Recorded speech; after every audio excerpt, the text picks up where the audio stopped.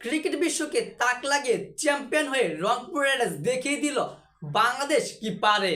হ্যাঁ দর্শক, global super লিগের বর্তমান চ্যাম্পিয়ন রংপুর রাইডার্স, যে দলটা টুর্নামেন্টের প্রথম থেকেই পয়েন্ট টেবিলের তলানিতে ছিল, সেখান থেকে দুর্দান্তভাবে কামব্যাক করে তারা এখন গ্লোবাল সুপার লিগের চ্যাম্পিয়ন। এই টুর্নামেন্টে Pakistan, England, south Africa, Australia তাদের প্রিমিয়ার লিগের চ্যাম্পিয়ন দলগুলো খেলতে এসেছিল এবং বাংলাদেশের ফ্রাঞ্চাইজি রংপুর রাইডার্সও সেখানে খেলতে গিয়েছিল। এই বড় বড় দেশের বড় বড় ফ্রাঞ্চাইজির সাথে টক্কর দিয়ে বাংলাদেশের রংপুর রাইডার্স চ্যাম্পিয়ন হয়ে গেছে। তারা প্রথম দুটো ম্যাচ ছেড়েছে এবং পরে দুটো ম্যাচ তারা দুর্দান্তভাবে জয় নিয়ে তারা ফাইনালে উঠেছে এবং আজকে তারা ক্রিকেট ভিক্টোরিয়াকে অস্ট্রেলিয়ার ক্রিকেট ভিক্টোরিয়াকে তারা 56 রানে হারিয়ে দিচ্ছে।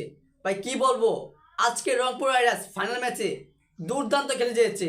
রংপুর রাইডার্স টস জিতে আগে ব্যাটিং করার সিদ্ধান্ত নেয় এবং ব্যাটিংয়ে নেমেই সৌম্য সরকার এবং স্টিভেন টাইলর তাদের দুর্দান্ত ওপেনিং পার্টনারশিপ ছিল 124 রানের পার্টনারশিপ।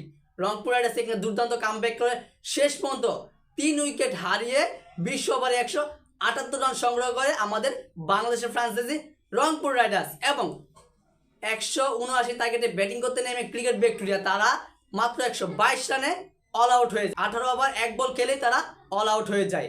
বাংলাদেশের ফ্রাঞ্চাইজি রংপুর রাইডার্সের বোলিংয়ের তোপে শেখ মেহেদি, হারমাদ সিং, সাইফ হাসান, রিশাদ হোসেন তারা যেভাবে বোলিং করে যাচ্ছে, সৌম্য সরকার যে এত সুন্দর একটা ইনিংস খেলেছে, 86 রানের ইনিংস, তারপর নট আউটের ইনিংস, এটা নিয়ে কি বলবো, দুর্দান্তভাবে তারা চ্যাম্পিয়ন হয়ে গেছে। চ্যাম্পিয়ন রংপুর রাইডার্স এখন বিশ্বমঞ্চের চ্যাম্পিয়ন। সো দর্শক, এই বিষয়ে আপনার গুরুত্বপূর্ণ মতামতটি জানিয়ে দিবেন কমেন্ট বক্সে। ধন্যবাদ।